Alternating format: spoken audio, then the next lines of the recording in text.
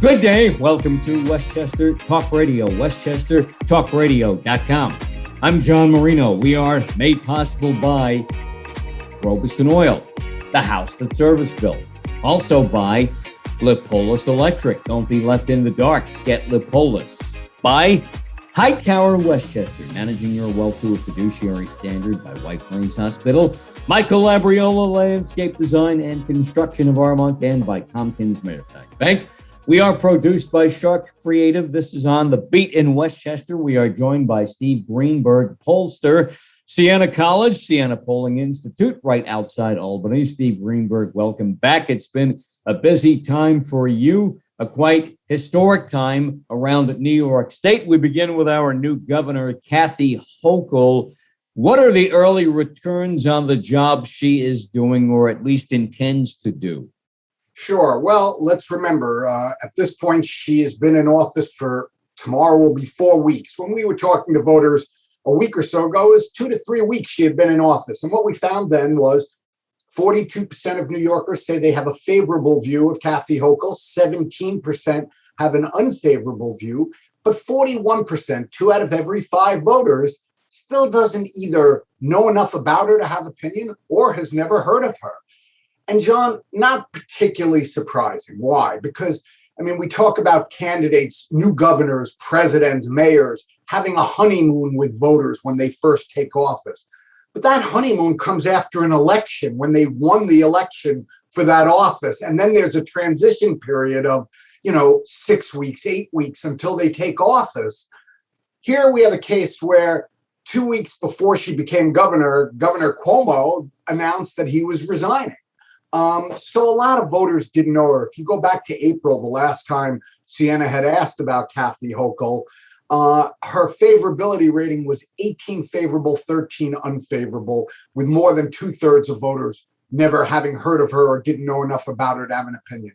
My guess is by another month, when we go in the field in October, that don't know number will be under 30. And by the end of the year, I'd be surprised if it wasn't in the low teens or lower.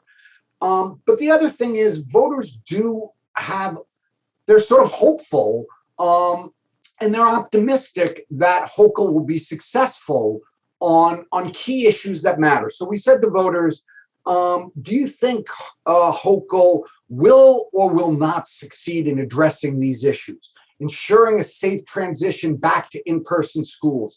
69% of New Yorkers said they thought she'd be successful. Leading New York through natural disasters, 65%. Controlling the spread of COVID, including the Delta variant, 61% thought she'd be successful.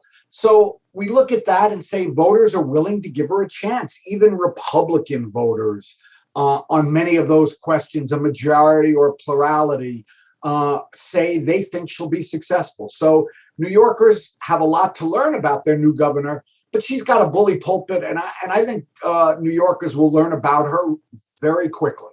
Steve, what do you think is the reason why Kathy Hochul seems to have this blank check amongst New Yorkers right now? Is it simply the anti-Andrew Cuomo syndrome?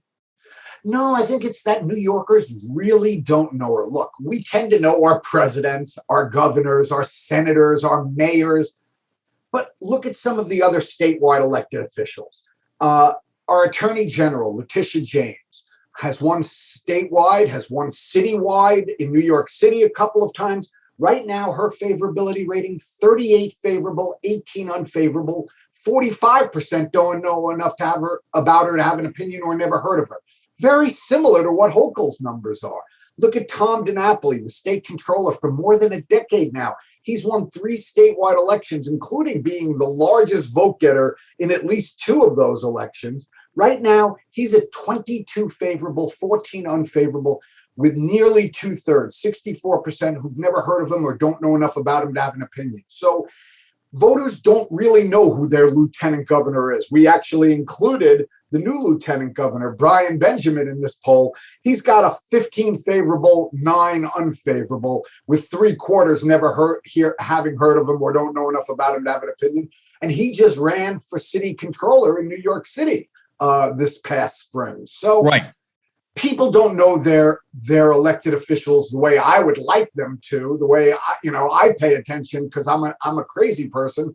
I watch this stuff 24/7, but most normal New Yorkers don't, and unfortunately, they don't know who all their elected officials are. Look at Kirsten Gillibrand. She's been the senator now for well over a decade, 12 years, been elected 3 times on her own right. 1/3 of voters, 32%, either never heard of her or don't know enough about her to have an opinion. Now, that's a stunning statistic, no doubt about it. So it just goes to show, I do think governors are in a different position. She's in the news, on the news every day, making an announcement, signing a bill, dealing with a natural disaster, dealing with COVID. She's not lazy, that's for sure. You see her schedule. She's been crisscrossing the state for the last month since she's been governor, and I think it's having an impact. I think as I said, when we go back in the field next month and the following month, I think you're going to see more and more people familiar with her. Does that mean they're going to like her? That remains to be seen. I've been told by more than one public official what you see she's doing schedule-wise right now is what she did as lieutenant governor. Maybe she'd start in Albany. Maybe she has an event up in Buffalo where she's from, then maybe something out in the Hamptons, and she'll go out there, fly out there, then maybe work her way through the city, up through the Hudson Valley, get back maybe 8 o'clock at night. Something comes up in Rochester, she goes there, and back in Albany after midnight. But under Andrew Cuomo, we never heard about that, even though she was doing that. And speaking of Andrew Cuomo, he's gone, but not forgotten, I guess. Well, certainly not forgotten. Look, right now, Andrew Cuomo has the worst favorability rating he has ever had in the history of the Siena poll. And our polling goes back to prior to him being attorney general, to 2005. Right now, 34% of voters say they have a favorable view of Andrew Cuomo. A majority, 55%, say they view him unfavorably. Even among Democrats, it's not a particularly strong number. 47% of Democrats view Cuomo favorably. 39% of Democrats view Cuomo unfavorably. And we said to voters, do you think he should have resigned, or do you think he should have remained in office?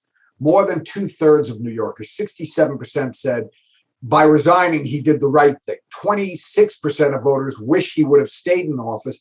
But when we look at just Democrats, by a 20-point margin, 55 to 35%, Democrats said he should have resigned. Joe Biden has fared a bit better around the New York state, despite the fact that this country has gotten itself involved in the Afghanistan quagmire and more going on. Much more has been going on, too. And yet the president seems to still have his head above water. Yeah, I mean, his favorability rating right now is still reasonably strong. 57% of New Yorkers view Joe Biden favorably. 35% view him unfavorably. Not surprisingly, 81% of Democrats view Biden favorably. 72% of Republicans view him unfavorably. Independents have moved underwater right now. Independents are 41 favorable, 51 unfavorable. Last time we asked, back at the end of June, it was flipped. Independents had a favorable view of Biden, 51 to 40, which is why overall his numbers are down from June when he was at 63-34 favorable. And in terms of his job performance, how's he doing as president? Excellent, good, fair, or poor? Right now, he moves a little bit underwater. 46% of New Yorkers give him a positive job performance rating compared to 52% who say he's doing only a fair or poor job. Back in June, it was on the positive side, 52-46. So definitely some erosion over the summer into the early part of September for the president. We'll see if that's a trend or if his numbers rebound as we move later into the year. I think a lot of that is going to depend on what happens in D.C. with the whole issue of the infrastructure and the reconciliation bills and whether those come together to give Biden a victory or not. Here on Westchester Talk Radio, produced by Sharc Creative. On the beat in Westchester, we are joined by Steve Greenberg, Pollster, Siena Polling Institute, Siena College, just outside Albany. I'm John Marino, and as we move along, Steve, through now the final quarter, the final portion of 2021, we're still talking COVID, sorry to say. No question. Look, and we asked voters, do you think the worst is over, or is the worst still in front of us, still to come? New Yorkers are divided. 40% say the worst is over. 44% say the worst is still to come. 44% think the worst is still to come. They outrank those who think that we've weathered our way through the worst so far. Absolutely. But really what's amazing is the turnaround. Back in late June, last time we asked that question, 69% of New Yorkers thought the worst was over. Only 19% thought the worst was still to come. You'll remember the vaccinations were picking up. People were feeling good about where we were going. And then the Delta variant hit with a crescendo. And that's really changed the landscape in New York and nationally. And it's changed how people thought about it. How about vaccines? Are more and more New Yorkers coming around to the fact that it's something that they might have to do and we might be federally mandated on this? Well, certainly New Yorkers, the vast majority of New Yorkers support a variety of vaccine and mask mandates. So walk through it. Should employers require their employees to be vaccinated? 65 to 31% New Yorkers say yes. Should schools require vaccines for all teachers and staff? Even bigger, 69 to 25% New Yorkers say yes. How does it affect you? Should businesses require customers, businesses such as gyms, restaurants, etc., should they require customers to show proof of vaccination? 2-1, 66 to 32% New Yorkers say yes. And when it comes to masks, even stronger support from New Yorkers.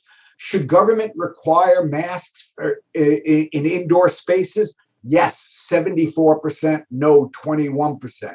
And should school districts require masks on all students, faculty, and staff while in school?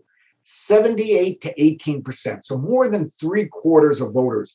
Among Republicans, 57 to 40% support masking in schools. So while we see these mask fights, these vaccination fights around the country, less so in New York, maybe it's because New Yorkers overwhelmingly support these kind of mandates.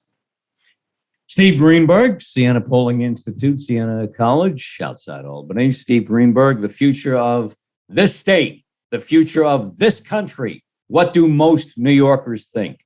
Well, we asked voters that right now, do you think New York State is on the right track or is it headed in the wrong direction? By a small margin, but 48 to 37%, New Yorkers think the state is on the right track. Huge partisan breakdown there. 63% of Democrats think the state is on the right track. 60% of Republicans think the state is on the wrong track. And when we look at the federal government, the country as a whole, only 40% of New Yorkers think the country's on the right track. A plurality, near majority, 48% of New Yorkers think the country's headed in the wrong direction. And again, big partisan split, but Democrats are not quite as optimistic about the country as they are New York. They think the country's on the right. 53% of Democrats think the country's on the right track, but nearly 3/4, 72% of Republicans think the country is headed in the wrong direction. Anybody ever called you a numbers guy? It's happened once or twice before. I could imagine. They used to call me stats in softball years ago because I could keep everybody's statistics throughout the course of the game without writing them down. Yeah, but John, we should be honest. I have a cheat sheet that gives me all the numbers. You still know what's there anyway. You don't need that sheet. We know that. Steve Greenberg, Siena Polling Institute here. Pollster from Siena Polling Institute, Siena College, just outside Albany here on Westchester Talk Radio, produced by Sharc Creative on the beat in Westchester. I'm John Marino, and we are made possible by Robeson Oil, the house with service built by Pollster Electric. Don't be left in the dark. Get Pollster. Hightower, Westchester, managing your wealth through a fiduciary standard. White Plains Hospital, Michael Labriola, landscape design and construction of Armonk, and by Tompkins Mayorpac Bank. Steve, we'll talk soon. Stay safe. Absolutely. You too, John. Be well. Thank you. Steve Greenberg here on Westchester Talk Radio. Catch all of our Westchester, Rockland, Putnam and Dutchess, Orange, and Fairfield County Talk Radio programming on Our YouTube channel, Sharc Creative YouTube, and download our app. We have one now. Take it with you anywhere and everywhere you go. It's called Westchester Talk.